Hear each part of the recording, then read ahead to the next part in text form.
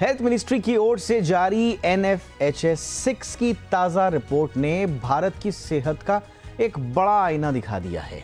आंकड़े बताते हैं कि देश में कुपोषण तो काफी कम हुआ है, लेकिन मोटापा और हाई ब्लड शुगर और दूसरी NCD से जुड़ी हुई तमाम जो दिक्कतें हैं वो खतरे बढ़ते जा रहे हैं।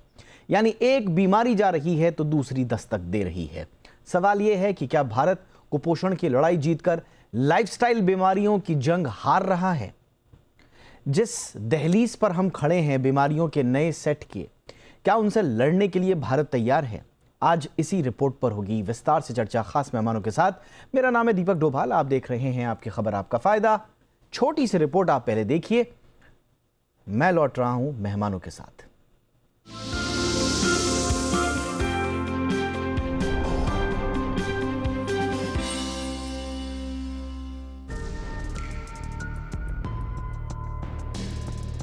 भारत की सेहत पर आई सबसे बड़ी रिपोर्ट ने एक ऐसा सच सामने रखा है जो आने वाले वर्षों में देश की स्वास्थ्य नीति बदल सकता है। नेशनल फैमिली हेल्थ सर्वे यानी NFHS 6 के ताजा आंकड़े बताते हैं कि भारत ने कुपोषण, मां के स्वास्थ्य और बच्चों के टीकाकरण जैसे मोर्चों पर बड़ी कामयाबी हासिल की है। लेकिन इसी रिपोर्ट में एक ऐसी चेतावनी भी छिपी है जो भविष्य में डायबिटीज, हार्ट डिजीज और दूसरी गंभीर बीमारियों का विस्फोट कर सकती है। आंकड़े बताते हैं कि बच्चों में स्टंटिंग यानी उम्र के हिसाब से छोटा कद 17% घटा है। गंभीर कुपोषण में 32% की कमी आई है। 90% से ज्यादा प्रसव अब अस्पतालों में हो रहे हैं और 87% से ज्यादा बच्चों का पूरा टीकाकरण हो रहा है। यानी जिन समस्याओं से भारत दशकों तक जूझता रहा, उनमें सुधार दिखाई दे रहा है। लेकिन कहानी यहीं खत्म नहीं होती। NFHS 6 के मुताबिक देश में ओवरवेट और मोटापे की समस्या तेजी से बढ़ रही है।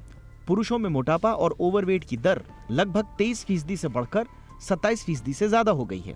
महिलाओं में यह आंकड़ा 24% से बढ़कर 30% के पार पहुंच गया है। यानी आज हर 3 में से लगभग 1 महिला और 4 में से 1 पुरुष अतिरिक्त वजन यानी मोटापे की समस्या से जूझ रहा है। विशेषज्ञों के मुताबिक यह सिर्फ वजन बढ़ने का मामला नहीं है। मोटापा अब एक क्रॉनिक यानी कि लंबी बीमारी माना जा रहा है। नई मेडिकल रिसर्च बताती है कि शरीर का वजन सिर्फ खाने और एक्सरसाइज से तय नहीं होता। इसके पीछे हार्मोन, दिमाग, जेनेटिक्स, नींद, मानसिक स्वास्थ्य और शरीर का मेटाबॉलिज्म भी बड़ी भूमिका निभाते हैं। यही वजह है कि मोटापा सीधे तौर पर type 2 diabetes, high blood pressure, heart attack, stroke, fatty liver, sleep apnoea और कई तरह के कैंसर के खतरे को बढ़ाता है। भारत पहले से ही दुनिया की सबसे बड़ी डायबिटीज आबादी वाले देशों में शामिल है। ऐसे में बढ़ता मोटापा आने वाले वर्षों में स्वास्थ्य व्यवस्था पर भारी दबाव डाल रहा है। रिपोर्ट में एक और महत्वपूर्ण संकेत है। भारत अब डबल बर्डन ऑफ न्यूट्रिशन का सामना कर रहा है। यानी एक तरफ देश में अभी भी करीब 20% महिलाएं अंडरवेट हैं, वहीं दूसरी तरफ मोटापा रिकॉर्ड स्तर पर पहुंच गया है। दूसरे शब्दों में कहें तो भारत में कुपोषण भी मौजूद है और अतिपोषण भी। चिंता की बात सिर्फ मोटापा नहीं है। 6 महीने तक केवल मां का दूध पीने वाले बच्चों का प्रतिशत भी लगभग 64% से घटकर 56% के आसपास रह गया है। विशेषज्ञ मानते हैं कि यह बदलाव भविष्य में बच्चों के पोषण और प्रतिरोधक क्षमता दोनों को प्रभावित कर सकता है। स्वास्थ्य विशेषज्ञों का कहना है कि भारत को अब सिर्फ कुपोषण से लड़ने की नहीं, बल्कि मोटापा, डायबिटीज और दूसरी नॉन कम्युनिकेबल डिजीजेस के खिलाफ भी उतनी ही बड़ी लड़ाई लड़नी होगी। क्योंकि NFHS 6 का सबसे बड़ा संदेश यही है कि भारत की स्वास्थ्य चुनौतियां बदल रही हैं। सवाल अब यह नहीं है कि देश भूख और कुपोषण से कैसे लड़ेगा। सवाल यह है कि क्या भारत बढ़ते मोटापे और लाइफस्टाइल बीमारियों की सुनामी के लिए तैयार है? ब्यूरो रिपोर्ट, जी मीडिया। आइए स्वागत करते हैं आज के खास मेहमानों का। हमारे साथ जुड़ रहे हैं doctor Manoj Kumar, vice chairman cardiac science max hospital, देश के जाने माने जानकार, रिसर्चर और टिप्पणीकार भी हैं। बहुत बहुत स्वागत है आपका डॉक्टर मनोज कुमार सर हमारे शो पे आपका। हमारे साथ हैं doctor Rakesh Gupta, senior physician हैं इंद्रप्रस्थ अपोलो हॉस्पिटल से। बहुत बहुत स्वागत है डॉक्टर गुप्ता आपका। हमारे साथ हैं डॉक्टर प्रत्यक्ष भारद्वाज, सीनियर न्यूट्रिशनिस्ट। बहुत बहुत स्वागत है डॉक्टर भारद्वाज आपका भी हमारे शो पे। डॉक्टर मनोज कुमार सर, आपसे चर्चा की शुरुआत कर रहे हैं। ऐसा लग रहा है सर कि कुपोषण से तो हम धीरे धीरे आगे बढ़ रहे हैं, लेकिन ये मोटापा जो है ये एक तरह से एक नया सिरदर्द बन रहा है और रिपोर्ट भी कह रही है कि अब इसे लाइफस्टाइल के दायरे में मत रखिए, बल्कि ये क्रॉनिक इलनेस की तरफ बढ़ता हुआ दिखाई दे रहा है। सर, मायने क्या है इसके भारत जैसे देश के लिए?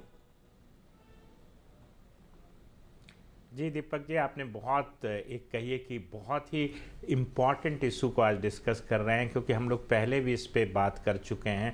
और अभी एनएफएचएस की जो 6 की रिपोर्ट आई है उसमें आपने देखा होगा कि कितना ह्यूज डिफरेंस, बहुत ज़्यादा इंक्रीज हुआ है ओबेसिटी, खास करके जो 5 स्टेट का उन्होंने डेटा दिया है, जो स्टेट एंड यूनियन टेरिटरी का, खास करके पुडुचेरी और केरला में जिस तरीके से बढ़े हैं, मतलब आप ये कहिए कि 50% फीमेल्स ओबेज हैं और करीब करीब 30% मेल जो हैं इन स्टेट्स में मोटे हैं।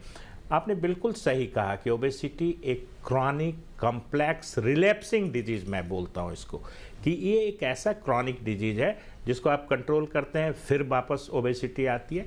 और ओबेसिटी रिलेटेड अगर आप देखें करीब करीब 20 से 25 लाख डेथ वर्ल्ड वाइड होता है ओबेसिटी रिलेटेड। और ओबेसिटी क्लस्टर ऑफ डिजीज़ लेके नॉन कम्युनिकेबल डिजीज़ कई एक झुंड में लाता है बीमारी। सबसे इम्पॉर्टेंट है निश्चित तौर पे टाइप 2 डायबिटीज़ मेलाइटस, उसके बाद cardiovascular disease, stroke, heart failure, and साथ साथ में आपने सही कहा कि कुछ कैंसर्स, कोलोन कैंसर्स भी इससे ओबेसिटी से रिलेटेड हैं।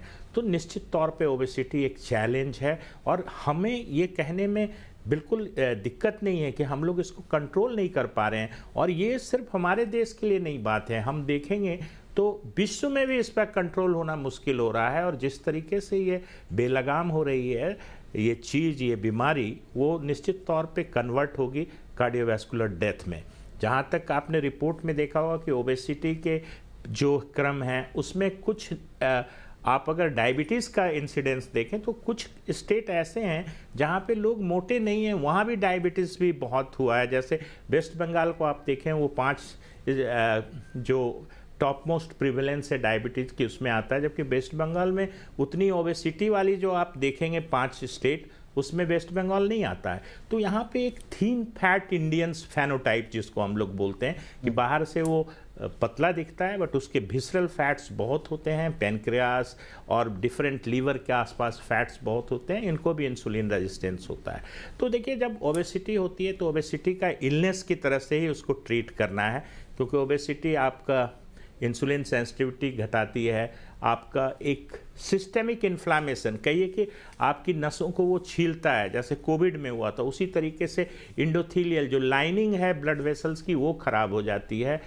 तो ये दोनों चीज़ें मिलके स्ट्रोक और कार्डियोवैस्कुलर जो इवेंट्स होते हैं जैसे हार्ट अटैक है, एंजाइना है, इसके इंसिडेंट्स बढ़ाते हैं। तो निश्चित तौर पे अब जो हालत है उसमें ये एक गंभीर विषय है। ये आपने बहुत इंपॉर्टेंट बात बोली सर, और स्टेट वाइज भी सच में आपने जो डेटा माइन्यूटली ऑब्जर्व किया है। Doctor Gupta sir, state wise भी अगर आप देखें तो ख़ास तौर से फीमेल ओबेसिटी का जिक्र इसमें किया गया है। और वैसे तो मेल और फीमेल दोनों ओबेसिटी की दर जो है वो बढ़ी है पिछले सर्वे के मुकाबले इस मुकाबले में इस बार, लेकिन महिलाओं की दर ज़्यादा बढ़ती हुई दिखाई दे रही है। और पुडुचेरी, जिसका सर ने भी जिक्र किया, पुडुचेरी, चंडीगढ़, दिल्ली, पंजाब और तमिलनाडु, यहाँ पर आप मान के चलिए कि लगभग हर दूसरी महिला ओवरवेट है, ओबीज है। क्या ऐसा हो रहा है सर स्टेट्स में या अर्बन एरियाज़ में या जहाँ से भी ये आंकड़े रिफ्लेक्ट हो रहे हैं कि हम जागरूकता बढ़ने के साथ साथ तो कंट्रोल में आनी चाहिए थी चीज़ें।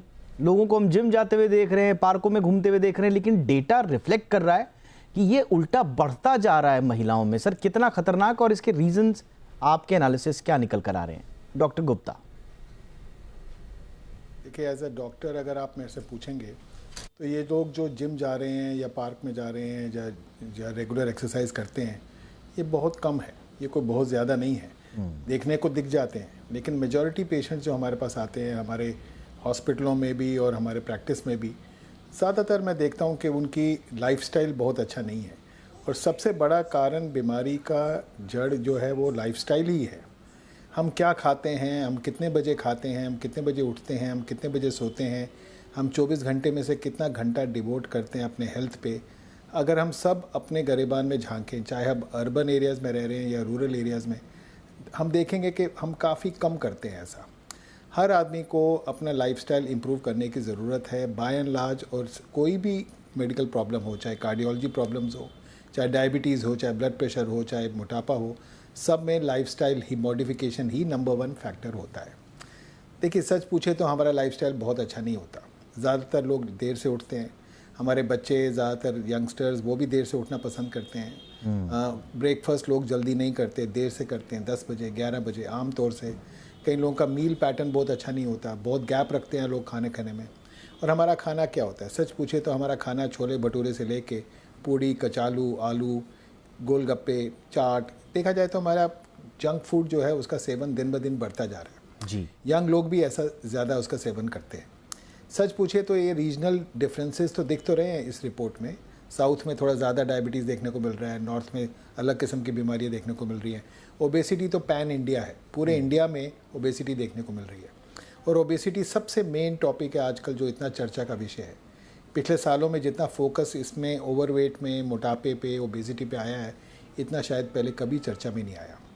और वो इसीलिए क्योंकि सब लोग जान गए हैं और सारे विशेषज्ञ भी जान गए हैं कि ओबेसिटी को ही टैकल करना सबसे ज़रूरी है। अब दुनिया भर की दवाइयाँ ले लीजिए, अब दुनिया भर का रिसर्च देख लीजिए, लेकिन जब तक आपका लाइफस्टाइल इंप्रूव नहीं करेगा तब तक नहीं करेंगे, कुछ इंप्रूव नहीं होगा। बिल्कुल सर। कई फोरम्स में हमारे ऑनरेबल प्रधानमंत्री जी ने भी फोकस किया है कि मोटापा, तेल, कंजम्पशन, एक्सरसाइज, इन सब चीज़ों पे फोकस करिए ताकि हमारा लाइफस्टाइल आगे जाके अच्छा हो। तो एक ऑप्शन तो ये है। अब महिलाओं में ज़्यादा देखने को मिल रहा है। देखिए, एक चीज़ें जो इम्प्रूव हुई हैं पिछले सालों में वो है पिकअप रेट्स। हम अब गली गली में आजकल टेस्ट हो जाते हैं, पैकेजेस हो जाते हैं, हर आदमी अपना टेस्ट करा के देख लेता है, बहुत महंगा भी नहीं है, हॉस्पिटलों जाने की भी ज़रूरत नहीं है, लोग घर में आके अपने सैंपल और वो कलेक्ट करते हैं और अपनी रिपोर्ट देख लेते हैं कि आपका शुगर कैसा है। इतना आम जानकारी थैंक्स टू मीडिया और इसका सबको हो गई है बेसिकली, लेकिन उस पर अमल कितना करते हैं आगे चल के, ये बहुत इंपॉर्टेंट पॉइंट आपने बोला सर कि अमल कितना पिकअप्स पहले से बेटर हो रहे। True sir, true. ये एक अजीब सा पैराडॉक्स भी उतरता है इस पूरी रिपोर्ट को पढ़ने के बाद डॉक्टर भारद्वाज, जैसा कि डॉक्टर गुप्ता और डॉक्टर कुमार सर ने जिक्र किया। एक पैराडॉक्स ये है कि भारत में मतलब अभी ठीक है, उस मोर्चे पर तो हमने थोड़ा सा उसमें इम्प्रूवमेंट किया है, लेकिन वस्तुस्थिति अभी भी है, हंगर भी है, मतलब एक माल न्यूट्रिशन भी हम देखते हैं और ओबेसिटी भी देखते हैं। ख़ासतौर से महिलाओं के मामले में 20% महिलाएं अभी भी देश में अंडरवेट हैं और महिला जो ओवरवेट है उनका आंकड़ा भी हमारे सामने है। डॉक्टर भारद्वाज, ये ऐसा मतलब अजीब सा ये व्यवस्था ऐसी क्यों दिखाई दे रही है, आंकड़े ऐसे क्यों दिखाई दे रहे हैं? क्या इसका मतलब हम ये समझें कि एक ही देश में अगर माल न्यूट्रिशन भी है, अंडरवेट भी हैं महिलाएं और ओवरवेट भी हैं, तो क्या हम इसको ये माने कि food quantity versus food quality का इशू है? क्या आपको लग रहा है ये पैराडॉक्स की, क्या आपको लग रहा है कि क्या इसके जस्टिफिकेशंस हो सकते हैं? सबसे बड़ी चीज जो है दीपक जी, जो अभी आपने लास्ट में बोली कि फूड क्वालिटी पहली चीज है जो दिन प्रतिदिन बिगड़ती जा रही है। अगर जो आप देखेंगे मेट्रो सिटीज के अंदर, बड़े बड़े शहरों के अंदर, लोगों के अंदर ना एक रूटीन में बाहर खाने की एक होड़ सी हो गई है। लोगों के साथ क्या हो गया है कि आज कुछ अच्छा हुआ है तो आज बाहर का खा लेते हैं, बच्चे के नंबर ज्यादा आ गए तो बाहर का खा लेते हैं। एक्चुअली यहाँ ना एक सबसे बड़ी चीज क्या निकल के आती है कि भूख जो है ना शरीर से ज्यादा अब दिमाग में है लोगों के। तो दिमाग में कैसे है कि उनको कुछ अच्छा खाना है, घर का खाना वो खाना ही नहीं चाहते। दूसरी बात, जो हम लोग अभी जो बात हुई है, जो रिपोर्ट है नेशनल फैमिली हेल्थ सर्वे की, कि 20% महिलाएं कुपोषण की शिकार हो रही हैं। मैं समझता हूँ, देखो मैं 20 साल से वेट लॉस करवा रहा हूँ लोगों का, और मैं यहाँ ये समझता हूँ कि वो जो 20% है ना, मेरे ख्याल से शायद वो गरीबी रेखा से नीचे के ही लोग हो सकते हैं। क्योंकि अभी मैं देख रहा हूँ कि गरीब लोग भी, जिसे हम एक जमाने में कहते थे कि शायद अमीर है तो मोटा होगा, अभी तो आप ये देखो गरीब लोग वो भी मोटे होते जा रहे हैं, वो भी कहीं ना कहीं मोटापे के शिकार हो रहे हैं। और उसका सबसे बड़ा कारण है अनहेल्दी फूड, पेस्टिसाइड्स का ज्यादा इस्तेमाल होना, ओवर स्ट्रेस लाइफस्टाइल, और मतलब जिसे कहते हैं क्वालिटी फूड ना मिलना। तो ये जो चीजें हैं ना, ये सारी कुल मिला के जो है लोगों को कहीं ना कहीं ओबेसिटी की तरफ धकेल रही हैं। तो यहाँ पे ओबेसिटी से बचने का जो सबसे अच्छा तरीका, जैसे अभी पीछे डॉक्टर साहब ने भी बोला कि लाइफस्टाइल मॉडिफिकेशन बहुत ज्यादा जरूरी है। बहुत ज्यादा डाइटिंग करना मकसद नहीं है, खाना छोड़ना मकसद नहीं है। हर चीज को स्टेप बाय स्टेप धीरे धीरे सुधारा जा सकता है कि आप 50% जो आपकी प्लेट का हिस्सा है वो आप वेजिज का रखें, 25% जो है प्रोटीन रखें, और बाकी 25% जो है वो कॉम्प्लेक्स कार्बोहाइड्रेट्स रखें, जैसे कि ज्वार, बाजरा, मिलेट्स वगैरह। अगर जो हम लोग वेजिटेबल्स ज्यादा खाएंगे तो ऑटोमेटिकली मेटाबॉलिज्म्स ठीक हो जाएंगे। और मेटाबॉलिज्म को ठीक करने के लिए वास्तव में कोई दवाई नहीं होती। मेटाबॉलिज्म को ठीक करने के लिए हमारा एक माइंड सेट होता है, एक लाइफस्टाइल होता है। तो लाइफस्टाइल को बदलना, इन डेटा के पीछे का आपने एक बहुत इंपॉर्टेंट कोड जो है वो क्रैक किया है, और वो है खाना।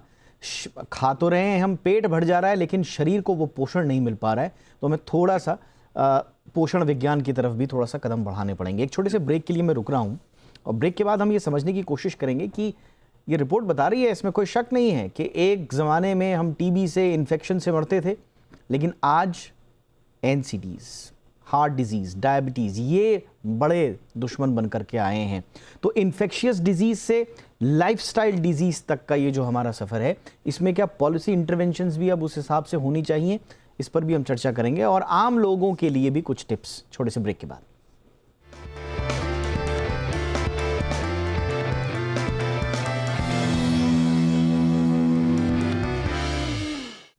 ब्रेक के बाद आपका स्वागत है। डॉक्टर मनोज कुमार सर, जो ब्रेक पर जाने से पहले जो डॉक्टर प्रत्यक्ष भारद्वाज ने कहा कि अब गरीबों को भी ये सारी चीज़ें अपनी जद में ले रही हैं। पहले हम देखते थे जो गरीबों की जो पुरानी बीमारी थी वो सबसे बड़ा भूख थी, और उसके पीछे कैलोरी की कमी, प्रोटीन डेफिशिएंसी हम देखते थे, अंडर न्यूट्रिशन हम देखते थे।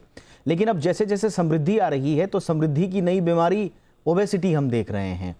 Access calorie, ultra process food, lifestyle जो हमारा सीडेंटरी हो चुका है, स्ट्रेस, नींद की कमी, जीडीपी बढ़ाने के लिए अब ऐसा लग रहा है सर कि कम आय वाला, अधिक आय वाला, ये सब छोड़ करके हमें ये देखना पड़ेगा कि लाइफस्टाइल के साथ जो नई बीमारियां आ रही हैं हम उससे कितना लड़ पा रहे हैं या नहीं पा रहे हैं। थोड़ा सा इस कॉन्टेक्स्ट में बताइए सर, हमारे फ्यूचर, हमारी इकोनॉमी के कॉन्टेक्स्ट में बताइए कि पॉलिसीज़ अब किस तरह की फ्रेम होनी चाहिए। देखिए दीपक जी, आपने बिल्कुल सही कहा कि देखिए ओबेसिटी तो अब डिजीज़ मानने का जो हम लोगों ने शुरुआत की है, उसका मकसद ये है कि ओबेसिटी को सिर्फ सेडेंटरी लाइफस्टाइल और अत्यधिक खाने से होने वाली चीज़ नहीं, समस्या नहीं समझनी चाहिए। ये एक बीमारी है। देखिए 1988 में बीएमजे में एक आर्टिकल निकला था, आज से समझिए कि 40 साल पहले, कि साउथ इंडियंस में जो है डायबिटीज़ के इंसिडेंस ज़्यादा हैं।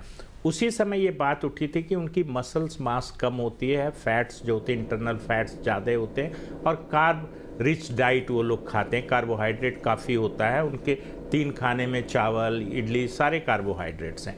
तो चीज़ें धीरे धीरे उभर के आ रही हैं। बट मुझे लगता है कि जो आपने शुरू में कहा कि ओबेसिटी एक कॉम्प्लेक्स क्रोनिक डिजीज़ है, और इसका जो बहुत सारा कारण होता है, कई बार न्यूरो बिहेवियर होता है, कई बार आपके जेनेटिक्स होते हैं, उन सब चीज़ों पे भी देखना होगा।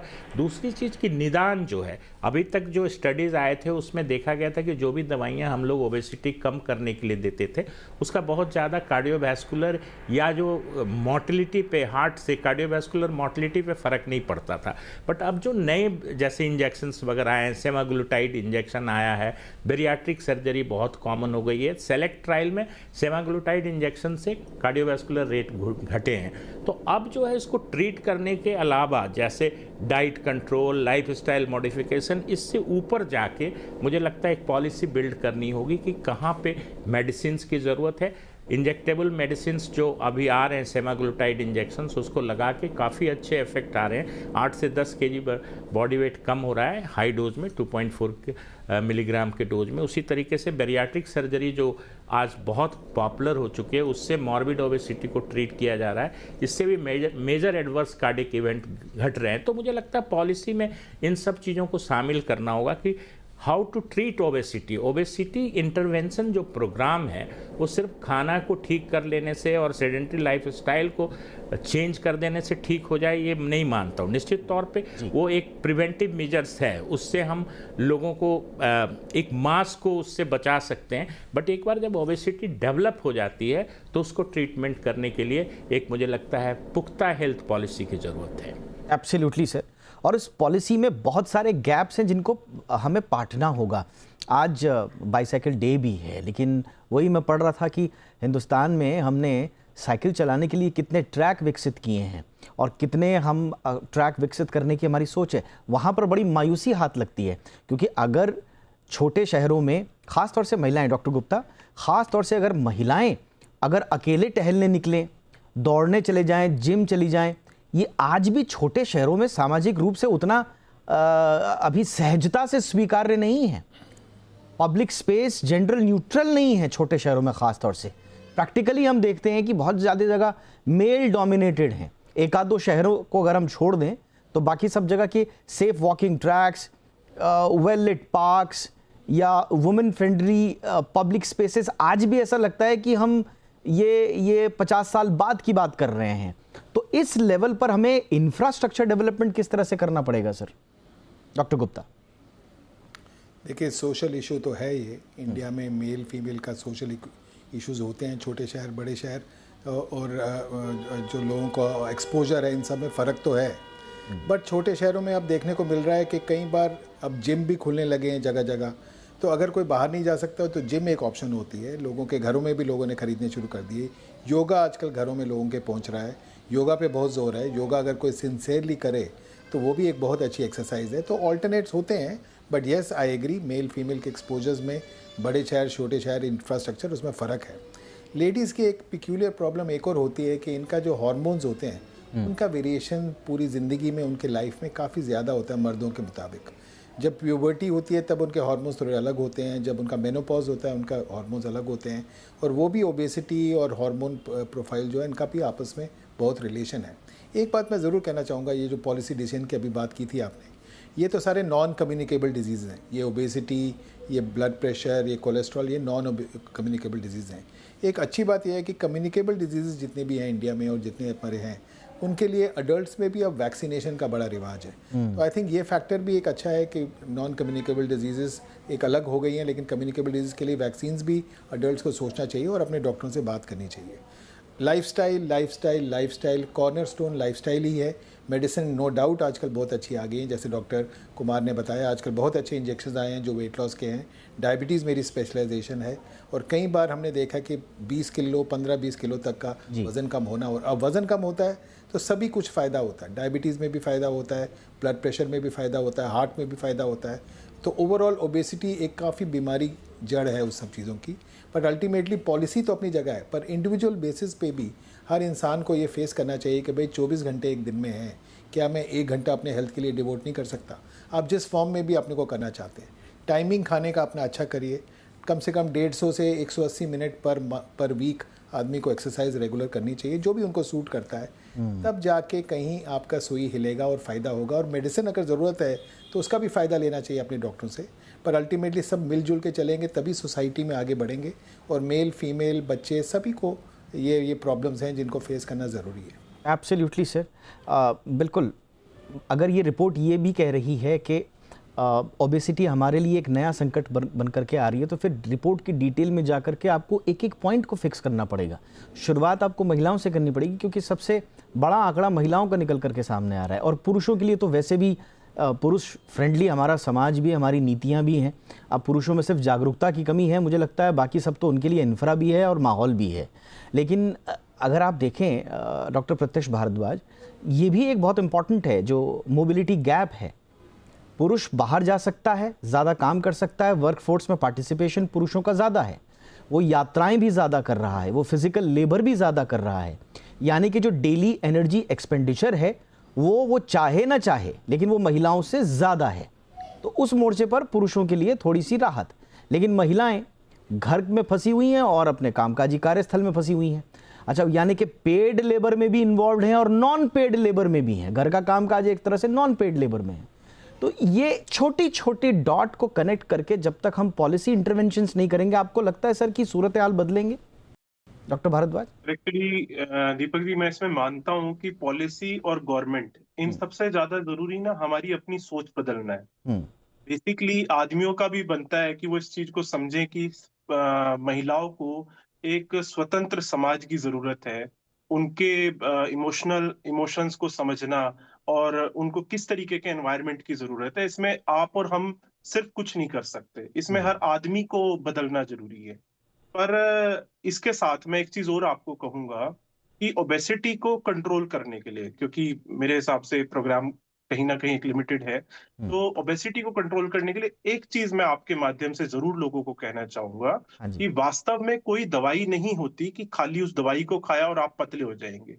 Everybody, every person needs specialised tailor made weight loss programme. हर Absolutely. व्यक्ति के लिए उसकी उम्र, कद, वजन, रहन सहन, खान पान और वो देश के किस हिस्से का रहने वाला है, किस रिलीजन को फॉलो करता है, इन सब को ध्यान में रख के डाइट का पैटर्न को मेंटेन करना, उसके लाइफस्टाइल को मेंटेन करना, और उसे अगर जो किसी ड्रग की, किसी दवाई की जरूरत है, उसका अच्छे से चयन करना, बिल्कुल। ये एक अच्छे चिकित्सक का काम है।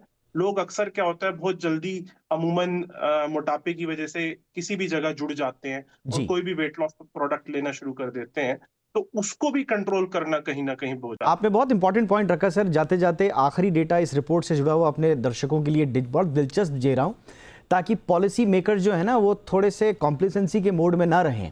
रिपोर्ट बताती है कि इंटरनेट एक्सेस जो है महिलाओं का वो 33% से जस्ट डबल, आप कह सकते हैं लगभग 65% के आसपास हो चुका है। यानी कि डिजिटल एक्सेस बढ़ी है। अब डिजिटल एक्सेस बढ़ रही है तो बहुत सारे लोग ये सोचते हैं आजकल तो इंटरनेट पे एक्सरसाइज आ गया, डाइट शेड्यूल्स आ गए, ऑनलाइन कंसल्टेशन आ गया, लेकिन महिलाओं की फिजिकल एक्टिविटी क्या बढ़ी, क्या दुगनी हुई? नहीं साहब, ये ठीक उल्टा जा रही है। तो आपको ये भी देखना पड़ेगा कि ये डिजिटल एक्सेस बढ़ने का मतलब हेल्थ की गारंटी नहीं है। तो ये आपको सारे डॉट कनेक्ट करने पड़ेंगे। बहुत इंटरेस्टिंग इसमें डेटा है। आधे घंटे में तो खैर इसको हम समाहित नहीं कर सकते थे, लेकिन बहुत अच्छे अच्छे इंसाइट्स आज मिले हैं। आप तीनों का बहुत बहुत शुक्रिया। डॉक्टर गुप्ता, आपने समय निकाला, डॉक्टर भारद्वाज, आपने समय निकाला, डॉक्टर मनोज कुमार सर, बहुत बहुत शुक्रिया आपके इंसाइट्स के लिए। शो में इतना ही, इजाजत दीजिए, नमस्कार।